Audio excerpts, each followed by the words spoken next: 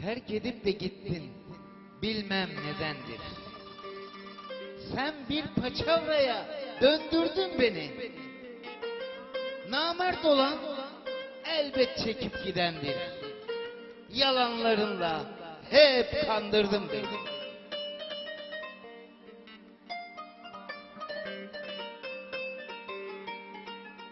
Geçen seneleri hep andım durdum. Düşündükçe her gün beynim yordum. Gökyüzünde uçan kuşlara sordum. Yürekte hasretin yandırdın beni.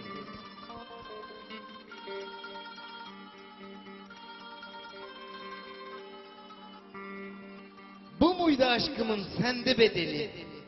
Gülmüyor ki yüzüm gittin gideli.